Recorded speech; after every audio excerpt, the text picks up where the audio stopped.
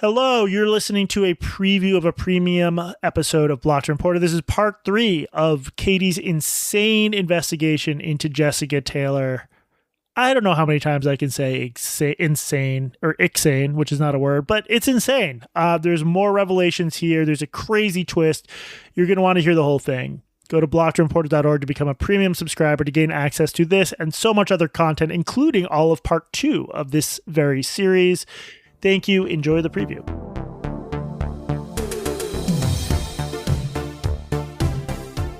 Hello, Jesse.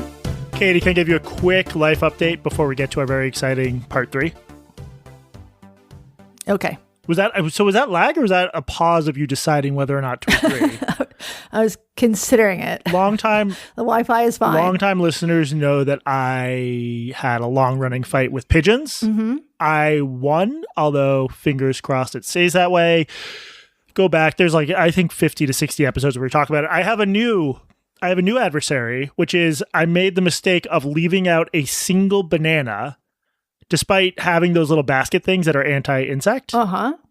This banana was my Waterloo. I have fruit flies now. Oh, this brings me back to the time. You must now retell the story about the time do you remember this? The pepper? Oh, Jesus. Oh, God. Just tell the story. We've got a lot of new listeners. I was at my then girlfriend's house.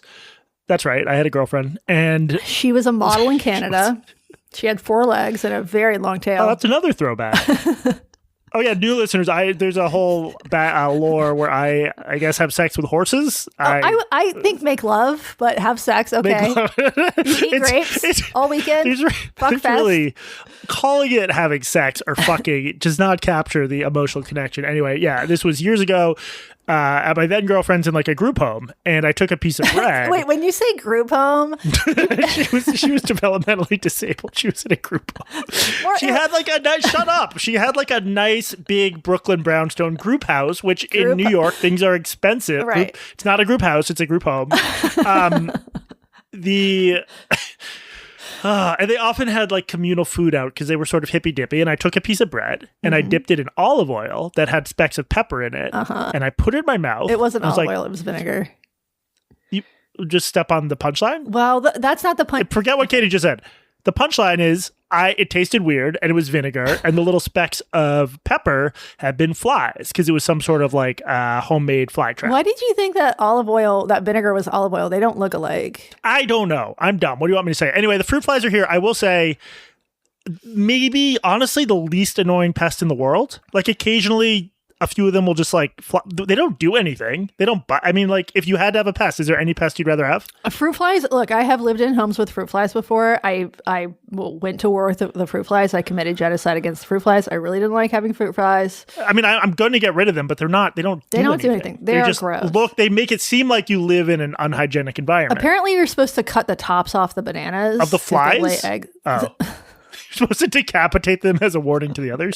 Well, Jesse, thank you for the update with your pest problems. It could be worse. You're welcome. It could be worse. Okay, speaking of pests, when last we checked in, Dr. Jessica Taylor, MD-JD, was being attacked by the pests of Tattle Life, a website. Tell me if I'm getting any of the facts wrong.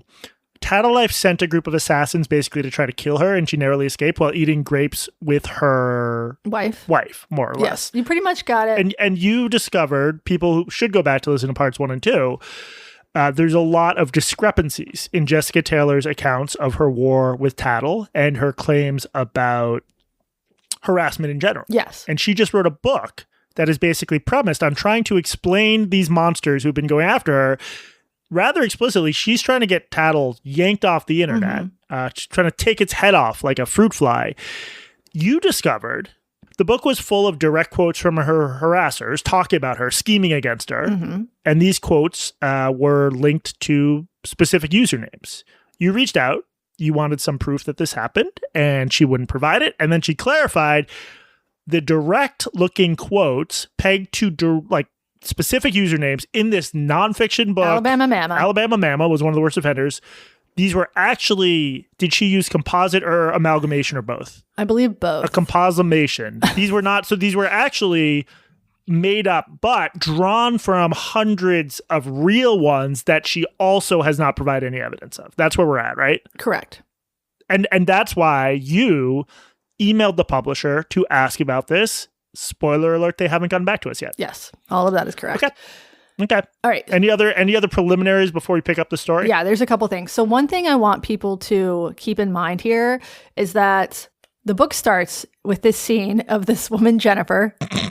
Sorry, I'm going to start.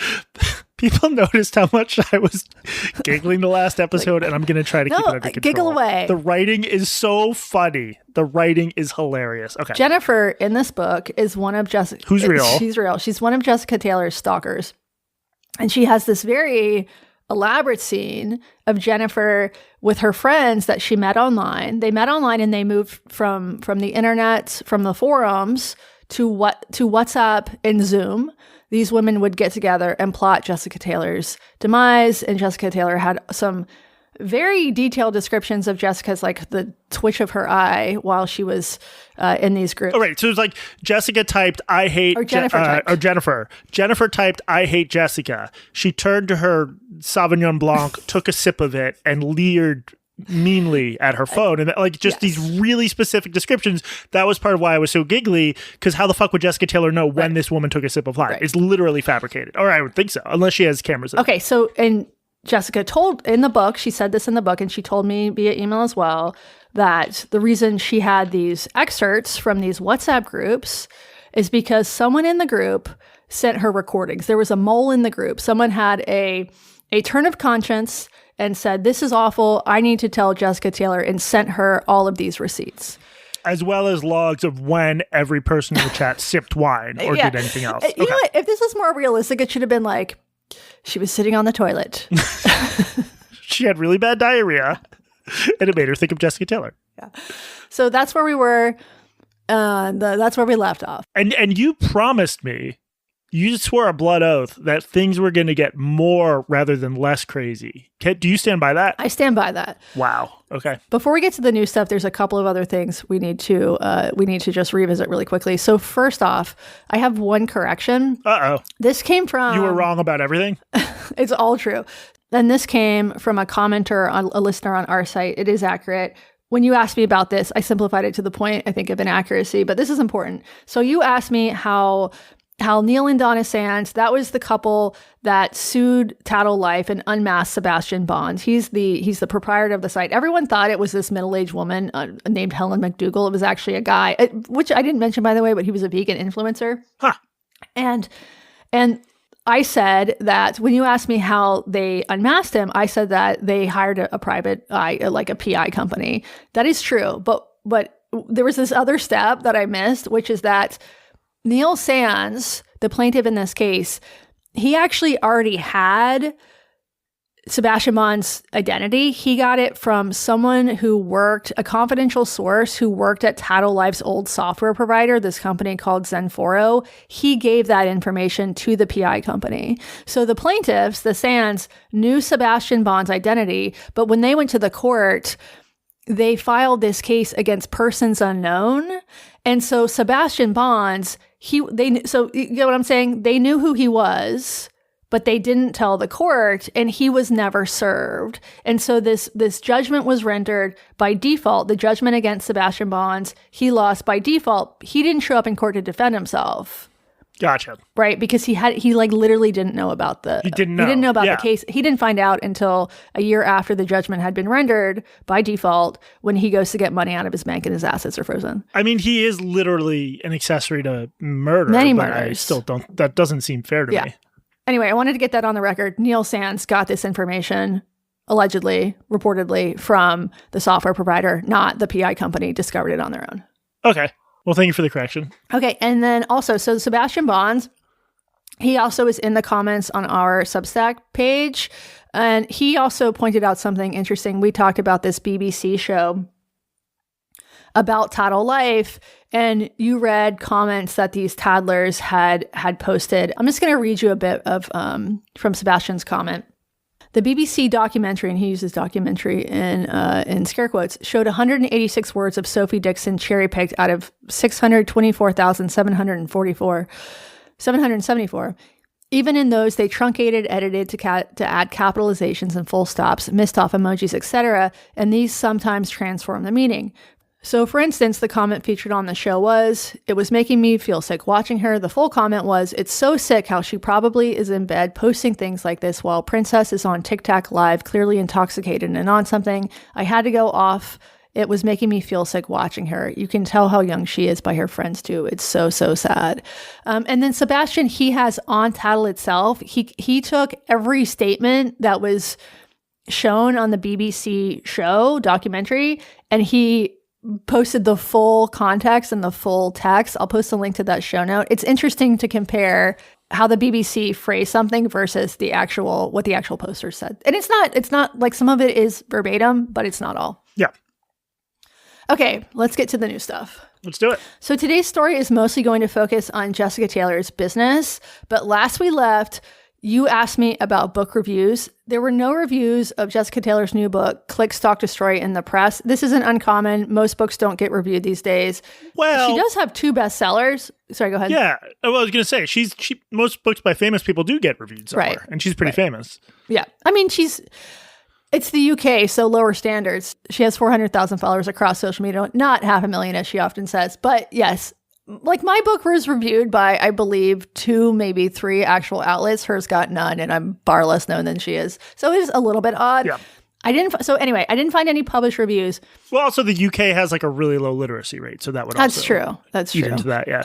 So no reviews, but what I did find instead was this Substack post. So Jesse, please click that link and read the headline here. Click, lie, repeat, inside the claims of a self-styled trauma psychologist who markets online. All right, so this was a very interesting post. It's by Carrie Danes, who is a registered forensic psychologist and the current chair of the National Stalking Consortium. It's less a review of the book than a review of Jessica Taylor herself, and it is scathing. Scathing how? So Danes says that she knew Jessica during her grad school days. Jess had told Danes that she was being stalked by someone at her university. Carrie Danes believed it. But like others I spoke to who knew her while she was doing her graduate studies, I mentioned this in the first episode, later, Carrie started to sense that something was amiss. What was amiss? So it started with social media. Carrie told me this in an email. "I felt that her content was becoming increasingly clickbait, self-serving, unprofessional, and potentially even harmful online, as much of what she posts and sells is aimed at victims of abuse and those with mental health problems." And they had been friendly. So when I searched Carrie's Twitter for mentions of Jessica Taylor, Carrie had posted her congratulations when her book Sexy But Psycho came out in 2022. Carrie wanted to go to her book launch. She couldn't. But Carrie also started to hear around that time from other academics and psychologists working in the field who were concerned about Jess's behavior. She also started to see the allegations made by Sally Ann Robinson. Jesse, can you remind people what Sally Ann said? Yeah, Sally Ann originally said Jessica used her story without consent in one of her books, and then it turned... And this is a story of child abuse. And then it turned out that wasn't exactly right. Sally Ann had given her permission to use it in one context, but not in the book. And then this became a whole thing between the two of them. Yeah, I mean, to put it mildly. So Sally Ann was the first person to publicly claim that Jessica Taylor took her story and published it without consent. Another woman came forward after that. And Carrie Danes saw this, and she also was aware of Jessica's sort of increasingly... It's French, the right word, her views on psychology in general. She calls herself anti-pathology, but she essentially does not believe that mental health or mental illness is anything except always a response to trauma. So she doesn't believe in things like schizophrenia. And so Carrie ultimately came to the conclusion that Jessica Taylor did not adhere to the standards expected of someone in the field. And she was public about this. So for instance, in 2023, Carrie saw a conference advertising an event with Jessica Taylor, and she tweeted at the conference that having Jessica was a bad idea. Cancel culture. Cancel culture. So they're no longer friends, let's put it that way. Yeah. So also in 2023, Jessica had been filmed as part of a series called The Fraudsters, a TV series. And when the trailer came out and she was in it, the producers started getting emails saying, "She's a fraud. What is this woman doing in your show?" So Carrie does a lot of TV herself, and the producers reached out to her and another colleague, and they're like, "Look, we're getting emails about this. What do you know?" And both Carrie and the colleague said, "Yeah, don't touch this one with a 10-foot pole." So the producer... As in, don't work with her in the future. Well, they edited her out of the series before it aired. Yeah.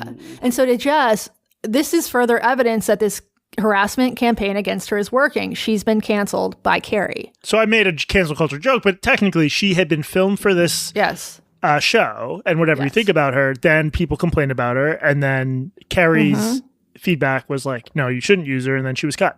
Yeah. Okay. A month later, the Health and Care Professions Council, so that's a regulatory body for psychologists and other healthcare workers. Carrie's registered with them. Jessica's not. Carrie is.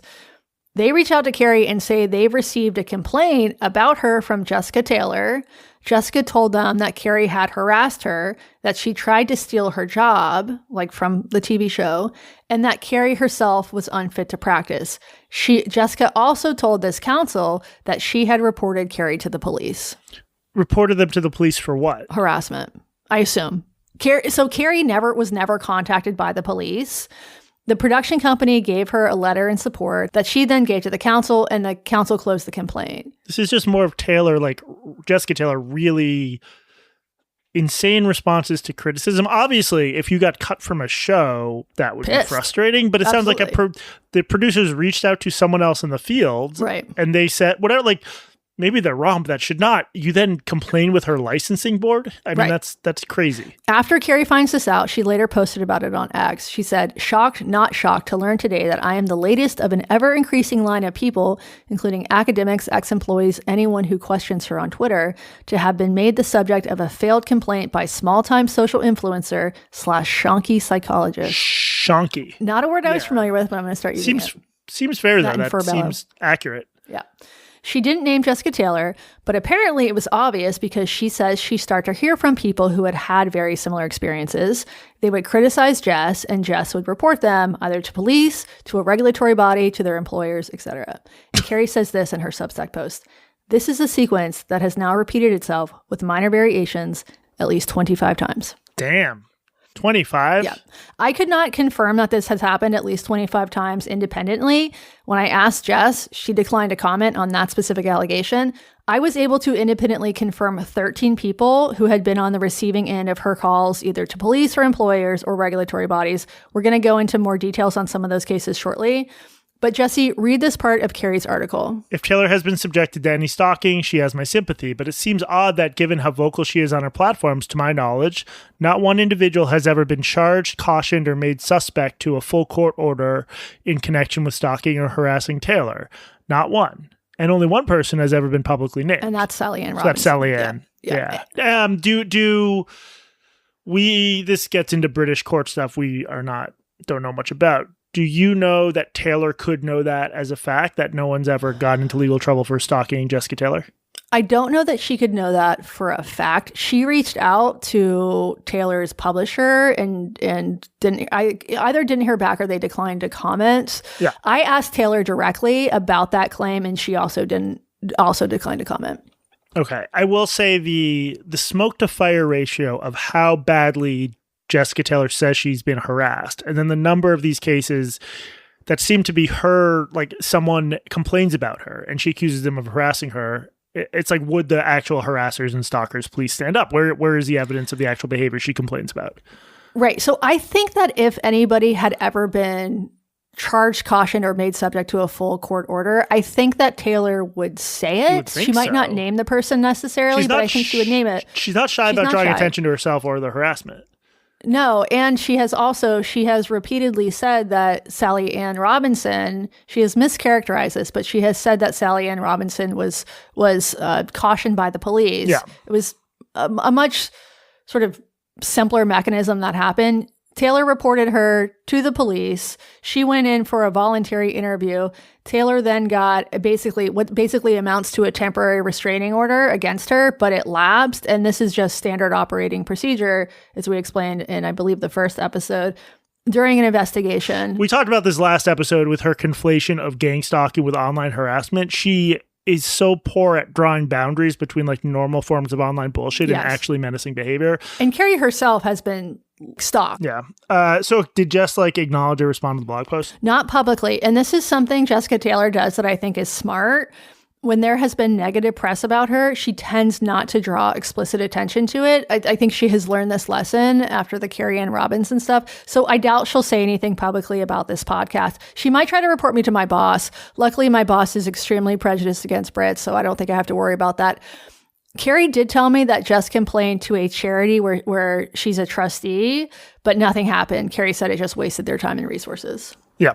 So I will post a link to Carrie's post in the show notes. I highly recommend people read the comments. All right, Katie, let's get to the meat. So we've talked about her claims, her written work, but you'd also mentioned this victim focus thing. That's what we're going to focus on, victim focus today? Yes. Victim Focus is the company that Taylor runs with her now wife, Jamie Shrive. Of the grapes. Yes. And victim focus is trauma-informed training type stuff? Mm-hmm. Yeah, so they do trainings with police departments. They've done them with NHS, with universities, with housing trust. And it's this anti-pathology, trauma-informed trainings about like how to work with survivors, right, or victims. Yeah. So and she started this company while she was in grad school, and they're still going today. So it's been probably around 10 years at least. And I spoke to former Victim Focus employees and volunteers, all of whom told me similar stories. They were all women, and this was not a job that paid especially well. Some of them were on benefits, but they joined because they supported the mission. These women were feminist. Some were victims of abuse themselves. And as one former employee told me, this woman realized that feminism wasn't just an identity, it was an action. So that's why she joined. Plus, they were fans of Jess. Like the employees I spoke to told me that at first things were pretty good. They admired Jessica Taylor. They were there for the mission.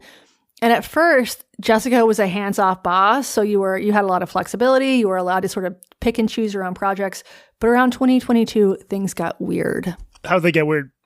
Okay, so in early spring 2022, Victim Focus had been on a hiring spree.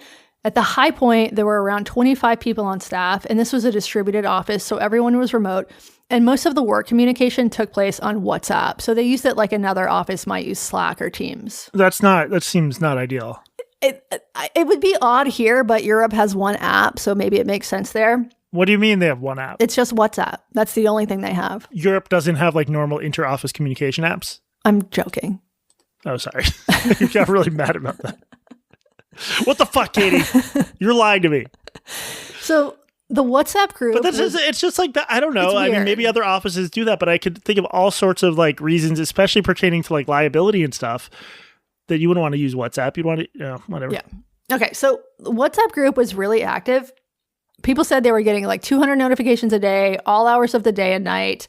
And the tone of the group was just not what you'd expect in a professional setting, particularly one in this field, violence against women and girls, VOG. And the employees told me that the WhatsApp group became this huge liability for the company and ultimately led to over half the staff leaving. Okay, so they were mad about the tone of it? That was part of it. So this started in March 2022, the day that Jess's book, Sexy But Psycho, landed on the Sunday Times bestseller list. As you surely recall from episode 1, that was the day that Sally Ann Robinson decided to go public with her allegations that Jess had published her story in her book without consent. Right. So in the WhatsApp group, the staffers are congratulating Jessica on her big achievement. She gets on number 5 on the Sunday Times bestsellers list. So Jesse, read a few of their posts here. I gotta ask, do we know these are legitimate? Mm-hmm. Okay. Congratulations, Jess. XX. Woohoo. Congratulations for this massive achievement. Encouraging emojis. I love this heart emoji. Congratulations, Jess. XX.